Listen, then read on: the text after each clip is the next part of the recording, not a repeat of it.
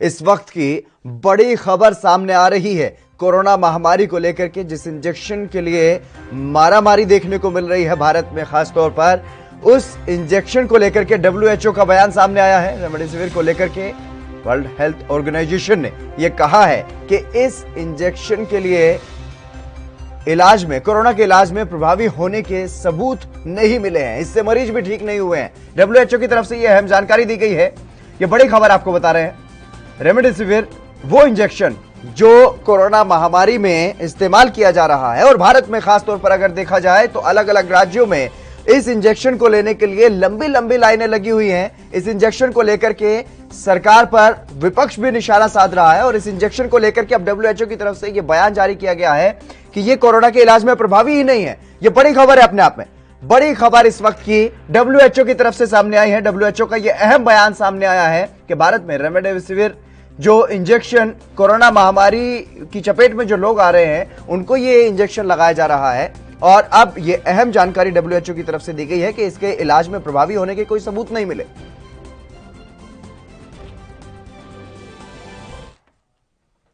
वहीं अगर बात की जाए, देश में लगातार कोरोना वायरस का खतरा बढ़ रहा है और बंगाल में चुनाव भी चल रहा है। ऐसे में सभी दलों ने अपनी ताकत चुनाव प्रचार में झोंकी हुई है ताकि जनता के बीच अपनी पकड़ को मजबूत करते हुए सत्ता की कुर्सी तक पहुंचा जा सके।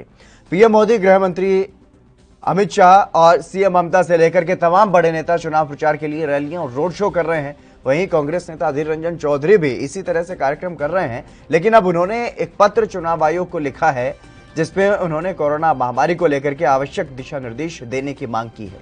अधीर रंजन चौधरी ने पत्र में लिखा है कि देश में अन्य राज्यों में नाइट कर्फ्यू और लॉकडाउन जैसे कदम कोरोना संक्रमण को रोकने के लिए नहीं बरती जा रही है, इसलिए कोरोना से बचाव के लिए बंगाल में भी मतदान और जुलूस आदि के दौरान आवश्यक सावधानी बरतने का निर्देश दिया जाए।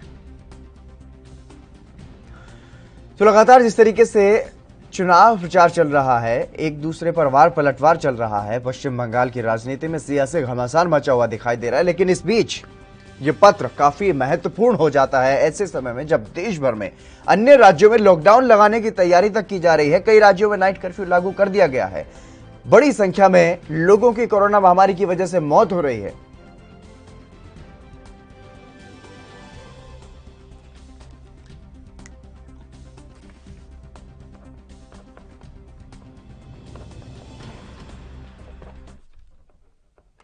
इस खबर पर चर्चा करने के लिए नेहा दुआ भारतीय जनता पार्टी से हमारे साथ जुड़ गई हैं और लखपत बटोला जी हैं, कांग्रेस से हमारे साथ जुड़ गए हैं। आप दोनों मेहमानों का स्वागत है। नेहा जी, मैं सबसे पहले आपके पास आना चाहूंगा क्योंकि लगातार चाहे बात प्रधानमंत्री नरेंद्र मोदी की जाए या चुनाव आयोग की जाए, बार बार यह कहा जा रहा है कि लगातार जिस तरीके से कोरोना बढ़ रहा है उसको ध्यान में रखते हुए सावधानी बरती जाए, मास्क लगाया जाए, सोशल डिस्टेंसिंग का इस्तेमाल किया जाए। लेकिन अगर खुद प्रधानमंत्री नरेंद्र मोदी सामने खड़े हों, उनको सुनने के लिए कौन नहीं पहुंचेगा? क्या इस बात को नहीं सोच रही है बीजेपी? क्योंकि ये अभी कुछ दिनों में कोरोना के केसेस जो हैं वो 15-20 दिन में बहुत ज्यादा बढ़े हैं। हफ्ता 10, हाँ मेरे ख्याल से इसी हफ्ते बहुत ज्यादा बढ़े हैं जी। तो हम सबसे अपील कर ही रहे हैं कि जो भी रैली में आए वो मास्क लगा के तो एटलीस्ट आए, क्योंकि 2 गज की दूरी कहने की बात है, रैलीज में 2 गज की दूरी वाला प्रोटोकॉल कोई भी फॉलो नहीं कर पाता। लेकिन हाँ, उसके बावजूद भी हम लोग हमेशा प्रधानमंत्री जी की अपील रहती है सबसे कि जितना मैक्सिमम से मैक्सिमम डिस्टेंस हो वो तो कीजिए, लेकिन मुंह पे मास्क के बिना तो कोई रैली में ना आए। तो अब ये तो जनता के ऊपर निर्भर करता है कि कम से कम वो भी इस अपील को सुने और माने, इस पे अमल करें, ताकि जो है कोरोना के केसेस ना बढ़े। हम कोई भी नहीं चाहता, केंद्र की तरफ से हमेशा निर्देश दिए जाते हैं कि ये जो कोरोना बिहेवियर है इसको अपनाइए, और सभी बार बार प्रधानमंत्री जी हो चाहे अमित शाह जी गृह मंत्री हो, सभी ने ये अपील की है जनता से कि आप लोग एटलीस्ट मास्क लगाइए और रैली से जाइए, जो भी हाथ बार बार धोते रहिए। तो ये मैं आपको यही कहूंगी बार बार कि हमारी तरफ से इस बात का हमेशा ध्यान रखा जाता है कि जितने भी कार्यकर्ता है जो ज्यादातर साथ रहते हैं वो इस प्रोटोकॉल को हमेशा निभाते ही हैं। लेकिन उनसे भी कहा जाता है जो उनके समर्थक आ रहे हैं रैली में, जो भी आ रहे हैं वो इस चीज को अपनाएं ताकि कोरोना ना फैले। लेकिन अगर वहां पश्चिम बंगाल में अगर केसेस बढ़ते हैं, अगर ऐसा होता है तो डेफिनेटली वोटिंग के बारे में अपील की जाएगी और प्रधानमंत्री जी भी इस बारे में सोचेंगे कि रैलीज को थोड़ा सा ऑनलाइन किया जाए या वर्चुअल रैलीज की जाए। कुछ ना कुछ कदम जरूर उठाएगी हमारी सरकार, ऐसा कुछ भी नहीं है, क्योंकि हमने हर संभव कदम, हमने कभी भी राजनीति नहीं करी किसी भी चीज में, चाहे वो टीकाकरण हो, चाहे वो किसी भी तरह की राजनीति हो। लेकिन हाँ, लोगों की सेहत को लेके हम सबसे ज्यादा फिक्रमंद हैं और ये कदम जो है बहुत जल्द उठाए जाएंगे। अगर वहां कोई भी ऐसा लगता है कि संभव कोई केस बढ़ रहे हैं या पहले से कुछ बढ़े हैं, तो डेफिनेटली मुझे लगता है, उम्मीद है कि हमारी तरफ से वर्चुअल रैलीज और इस पे ज्यादा बढ़ावा दिया जाएगा, या फिर जैसे मैंने कहा कि जो भी आए एटलीस्ट मास्क हर किसी के मुंह पे अच्छी तरह से लगा हुआ हो और बार बार हाथ धोए, सोशल डिस्टेंसिंग जितनी हो सके पॉसिबल उतना, तो उतने 2 गज ना सही तो 1 गज की दूरी तो कम से कम रखें ही रखें।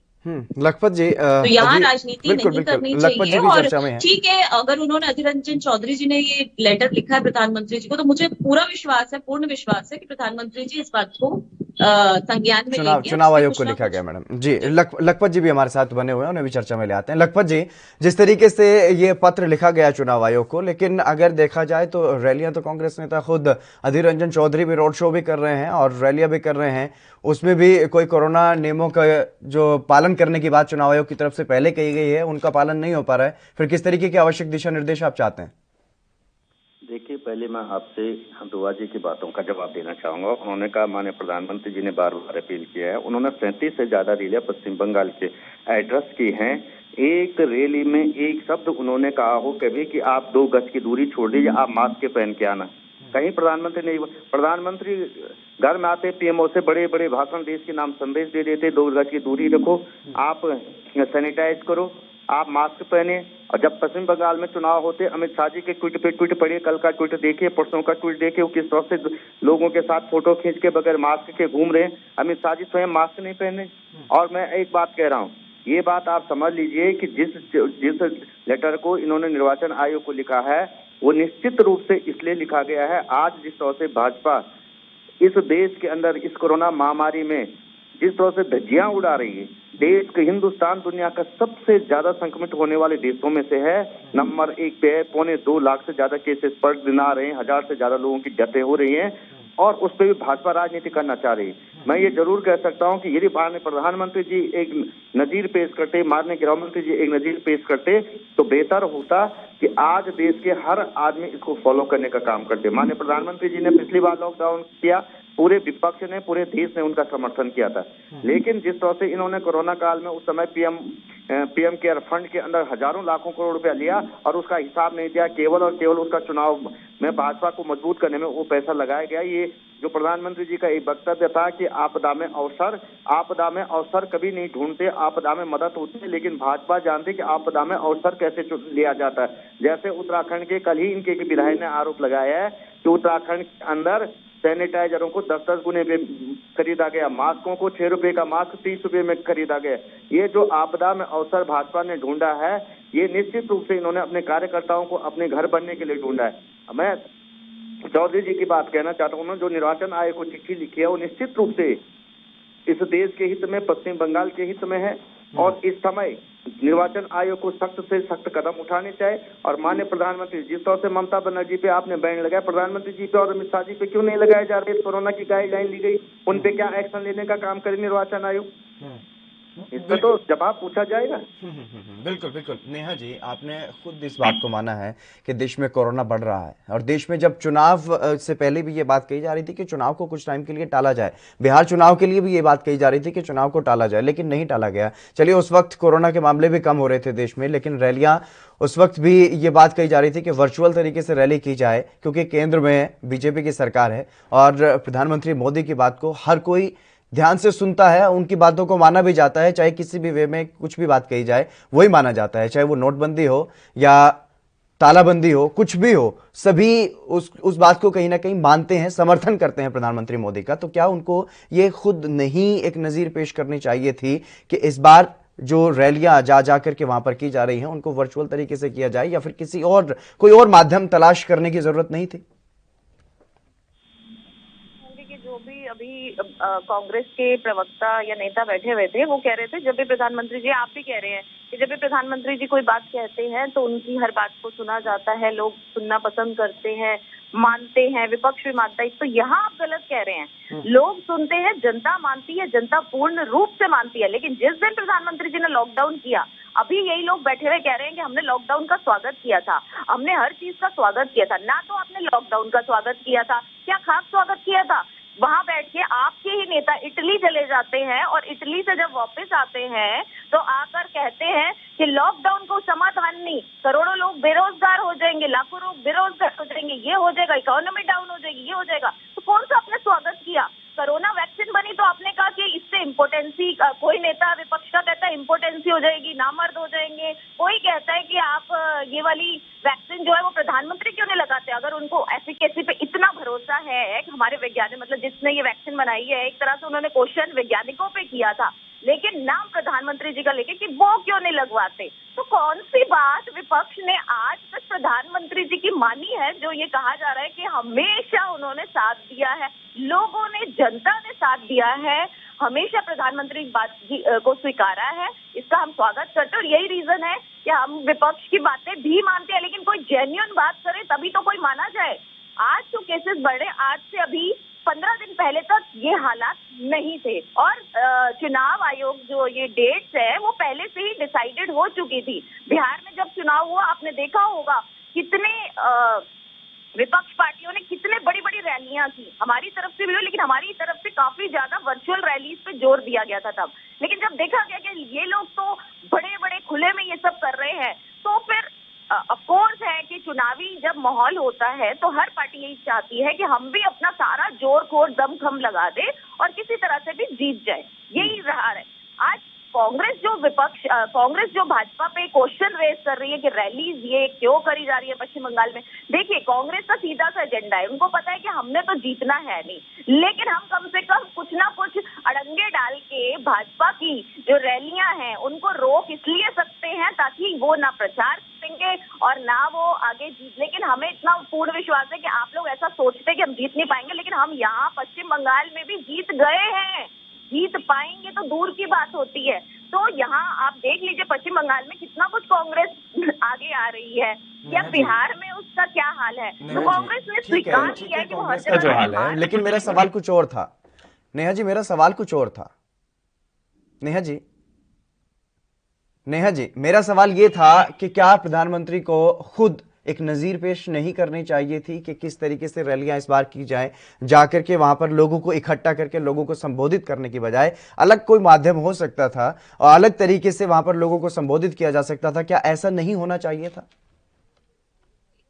जब मैंने वही पहले भी आपको कहा, अभी भी कह रही हूँ कि जब ये डिसाइड हुआ कि क्या कहते हैं रैलीज होंगी या डेट्स निकली पश्चिम बंगाल की कि 4 चरणों में इस तरीके से ऐसे 5 चरणों में चुनाव कराया जाएगा, तो कोरोना के इतने मामले नहीं थे, काफी हद तक खत्म सा हो चुका था। लेकिन हाँ ये है कि एक्सपेक्टेड था कि शायद आने वाले टाइम में ये फिर ग्राफ ऊपर जाए। और अभी भी प्रेडिक्शन, अभी भी जितने भी WHO वाले भी यही कह रहे हैं, ये 2 हफ्ते जो हैं ये थोड़े से खतरनाक हैं, इसमें थोड़ा ज्यादा ध्यान देने की जरूरत है। लेकिन आपको शायद याद नहीं होगा कि प्रधानमंत्री जी ने अभी 1 हफ्ता पहले एक सभी मुख्यमंत्रियों की जो वर्चुअल वो करा कॉन्फ्रेंस करी, उसमें साफ और स्पष्ट रूप से टीवी, मतलब हर टीवी चैनल के माध्यम से उन्होंने बोला कि ये तो हमें अपनाना ही है कि मास्क लगाने हैं, बार बार हाथ धोने, चाहे आपको टीका लगा हुआ है चाहे आपको टीका नहीं लगा, चाहे 2 बार लग चुका है, लेकिन आपकी जो इम्यूनिटी है उसे बढ़ने में टीके लगने के बाद भी टाइम लगेगा। तो ये तो प्रोटोकॉल आपको अपनाना ही अपनाना है। अब वही बात है कि जनता कितनी सतर्कता से उसे अपनाती है, नहीं अपनाती।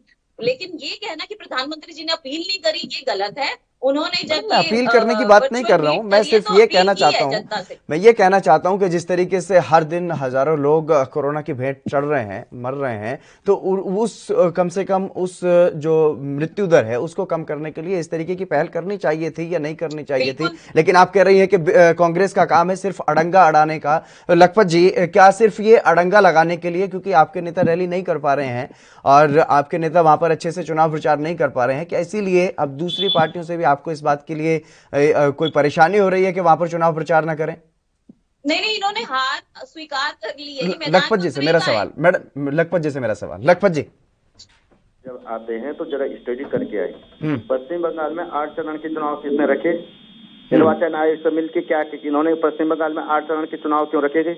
पहली बात तो मैं ये पूछना दूसरी बात इनसे पूछना चाह रहा हूँ कि प्रधानमंत्री लाखों करोड़ों रुपया खर्चा कर देते अपने एडवर्टाइजमेंट पे, ये पूछने का काम किया जाए अपने आप फॉलो क्यों नहीं करे? तो सवाल तो ये है कि अमित शाह जी और मोदी जी क्यों फॉलो नहीं करे? वो तो देश का नेतृत्व करने को नेतृत्व कर रहे हैं, उन्हें तो एग्जाम्पल सेट करना चाहिए था। पहली बात है, ये कह रहे हैं हम पे क्वेश्चन रेज नहीं किए जाए। मैं पूछना चाह रहा हूँ इनको कि जब प्रधानमंत्री जी पूरे दुनिया के जितने भी देशों ने कोरोना वैक्सीन बनाई है उनके राष्ट्राध्यक्षों ने पहले वैक्सीन ली है। हमारे देश के प्रधानमंत्री ने 3 महीने बाद क्यों लिया? असम का चुनाव था, असम की महिला से लगाते। आप राजनीति करना चाहते इस तरह के पैंडेमिक में? जिस तरह से लोगों की मृत्यु हो रही, हिंदुस्तान में 2.25 लाख से ज्यादा संक्रमित प्रत्येक दिन मिल रहे। पश्चिम बंगाल देश का चौथा सबसे ज्यादा संक्रमित राज्यों में से एक है। ये इनको स्टडी करनी चाहिए। और उसके बाद भी अमित शाह जी ट्वीट करे, हजारों भीड़ों के साथ जाकर के मास्क नहीं पहनते। यही इनकी 2 गज की दूरी का मामला है, यही इनका मास्क पहनने का। वो गरीब जिन्होंने सुबह काम करना, शाम को बच्चे पालने हैं, उन लोगों के लिए तो ये कहेंगे कि लॉकडाउन हो गया, उन लोगों को कहेंगे कि ये बाहर मत निकले और अपने आप ये रैलियां करे और 5 स्टार में अडानी और अंबानी के साथ खाना खाने का काम करे, उनके साथ गुलछड़े उड़ाने का काम करे। जब 2000 सुन लीजिए मैडम, सुनो, जब फरवरी 2020 में राहुल गांधी जी ने कहा था कि देश में सुनामी आने वाले, हमारी सरकार को जागना चाहिए, तब सरकार तो हंस रही थी, कहाँ सोई हुई थी तब? आप 6.5 करोड़ वैक्सीनों का आप विदेश देने का काम कर रहे हैं। पाकिस्तान को आप कहते हैं पाकिस्तान दुश्मन है, वहाँ आप सुन लीजिए, आप पाकिस्तान में क्यों वैक्सीन देते फ्री में? पाकिस्तान वैक्सीन क्यों फ्री में दिया जा रहा है? पश्चिम बंगाल में वैक्सीन क्यों फ्री दी जा रही? सुनने का मादा नहीं है आपके अंदर? जवाब उस पर दीजिए। प्रधानमंत्री 6.5 करोड़। लखपत जी सवाल ये है, क्योंकि रैलियां तो आपके नेता भी कर रहे हैं ना, रैलियां भी कर रहे हैं, चुनावी जनसभाएं भी कर रहे हैं, रोड शो भी कर रहे हैं, तो क्या ऐसे में हार दिखाई दे रही है तो इसलिए आप दूसरे नेताओं को भी रैली और प्रचार करने से रोकना चाहते हैं क्या? सवाल ये है। वो तो 4 तारीख को पता चलेगा कौन हारा कौन जीता। लेकिन पहली बात मैं ये कहना चाह रहा हूँ, सरकार हमारी है, क्या एसओपी जारी हम करेंगे? आप एक चीज बताएं, जवाब किससे लिया जाए? सरकार से जवाब लिया कि राहुल गांधी है क्या? देश वो किसी सरकार से नहीं चल रहा है ना सर, वो तो चुनाव आयोग की तरफ से किया जा रहा है ना। सरकारें क्या, एक चीज बताओ, निर्वाचन आयोग अपने आप में एक संस्था है, लेकिन क्या कोविड में सरकार फैसला नहीं ले सकती है? ले नहीं सरकार ने फैसले? मैं यही पूछना चाह रही हूँ, इन्होंने 6.5 करोड़ वैक्सीन बाहर दी है, पाकिस्तान को फ्री की वैक्सीन दे रहे, बंगाल को बांग्लादेश को फ्री की वैक्सीन दी जा रही है, हिंदुस्तान को वैक्सीन की कमी हो रही है, हर राज्य में वैक्सीन की शॉर्टेज हो रही है। महाराष्ट्र में आज इतनी स्थितियां खराब है कि 50,000 से ज्यादा संक्रमित लोग आ रहे हैं, वहाँ वैक्सीन की आपूर्ति नहीं कर रहे आप, और विदेशों में फ्री में वैक्सीन देने का काम करते हैं आप। कोई आपका हिंदुस्तान है, कोई ये बोले, इसी को आप हिंदुत्व की बात कहते हैं? खुद बोलते हैं। आप ये बताओ, क्या कहते हैं, महाराष्ट्र के मुख्यमंत्री ने खुद बोला है, आप पढ़ के आए, पहले समझिए बात को। नेहा जी, क्या चुनाव इतने जरूरी हो गए हैं? क्या चुनाव में प्रचार इतना जरूरी हो गया है कि सिर्फ चुनाव जीतना है, लोगों की जिंदगी से कोई मतलब नहीं है? सवाल किया कि प्रधानमंत्री जी ने असम की औरत से टीका क्यों लगाया, ये कितना बेहुदा सवाल है। पहले आप ये पूछ रहे हैं पहले टीका क्यों नहीं लगाया, पूछे 3-2 महीने बाद क्यों लगाया? रणदीप सुरजेवाला का बयान, लोगों के राष्ट्राध्यक्ष ने पहले टीका लगाया, ये पूछा जा रहा है। जवाब दिया जा चुका है लखपत जी, वो बार बार कहा जा चुका है कि भारत सरकार ने प्राथमिकता स्वास्थ्य कर्मियों को दी है।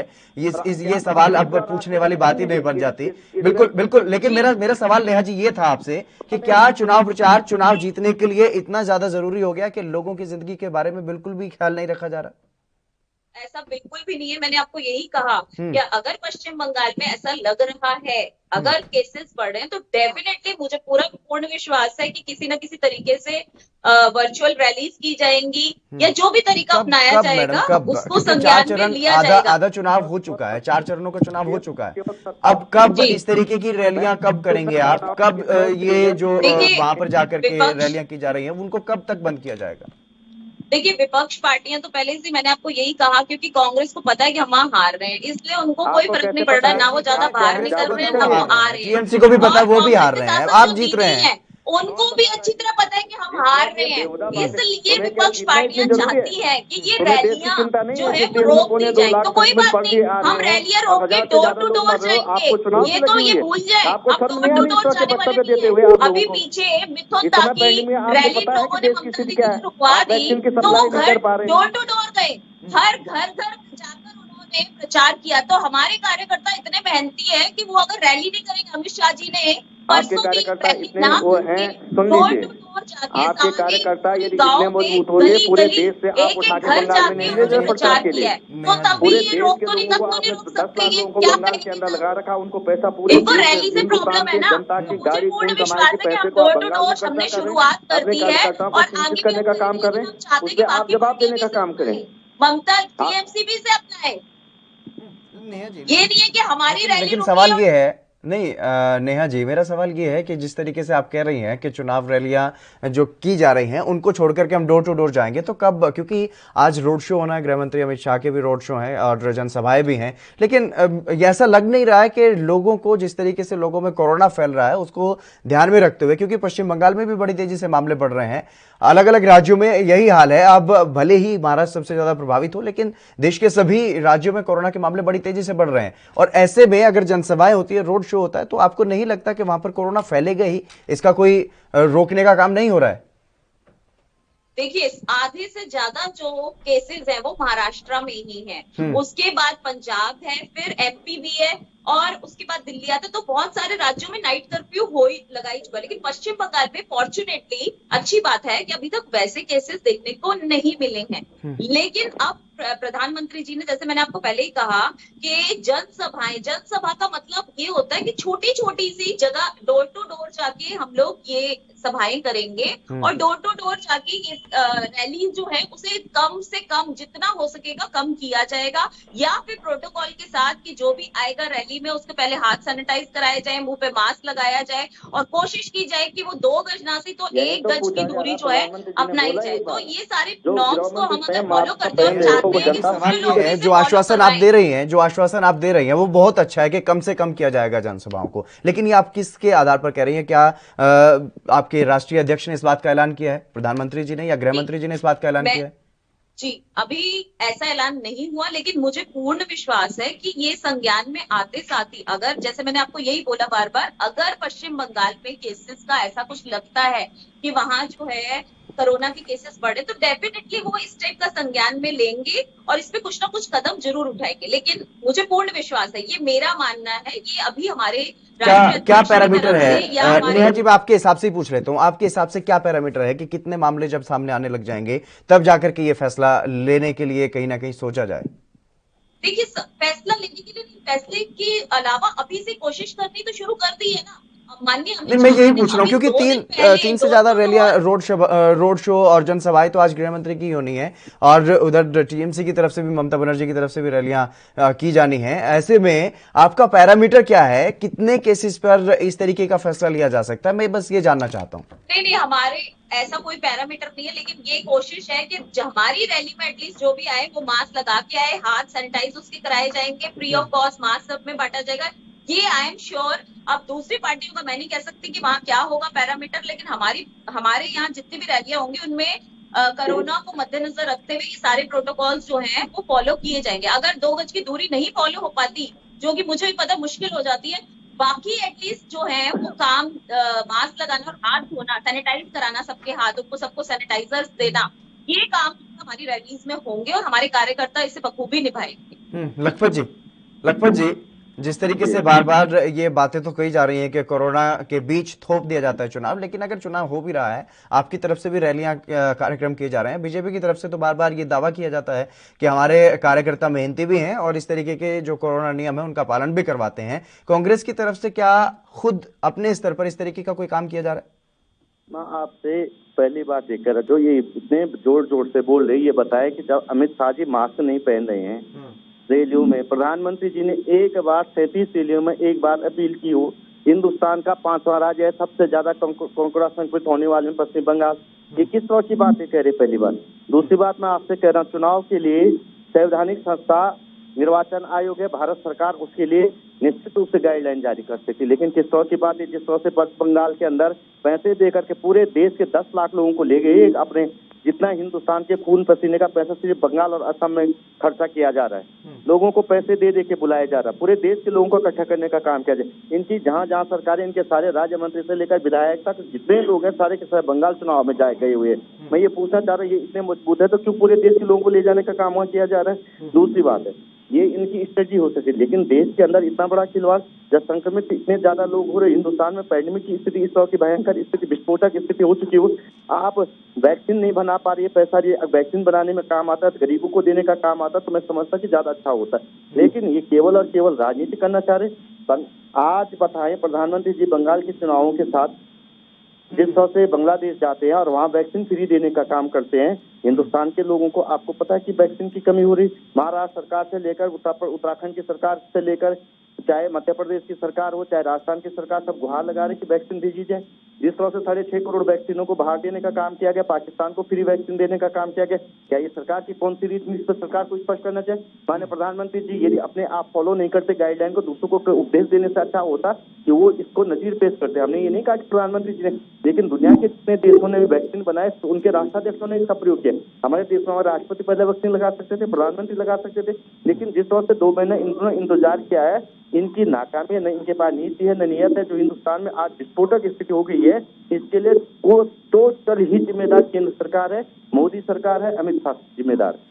नेहा जी, ये तो आपने भी देखा होगा, आपको मानना भी पड़ेगा कि कहीं ना कहीं चाहे कोई भी बड़े नेता हो, कोरोना नियमों में ढील जो है वो बढ़ती जा रही है। लगातार इस तरीके के मामले सामने आ रहे हैं, चाहे कोई भी बड़ा नेता हो, किसी भी पार्टी का हो। मैं ये नहीं कहूंगा पर्टिकुलरली कि प्रधानमंत्री मोदी या फिर गृह मंत्री अमित शाह कोरोना के नियमों का पूरी तरह से पालन नहीं कर रहे हैं। कई जगह पर ऐसा भी देखने को मिला कि भीड़ भाड़ में भी मास्क इनके भी मुंह पर नहीं होता है। तो अब ये वक्त, अब क्या आपको नहीं लगता कि वो वक्त आ गया है कि इस तरीके की जो कार्यक्रम है उन पर कहीं ना कहीं पाबंदी होनी चाहिए?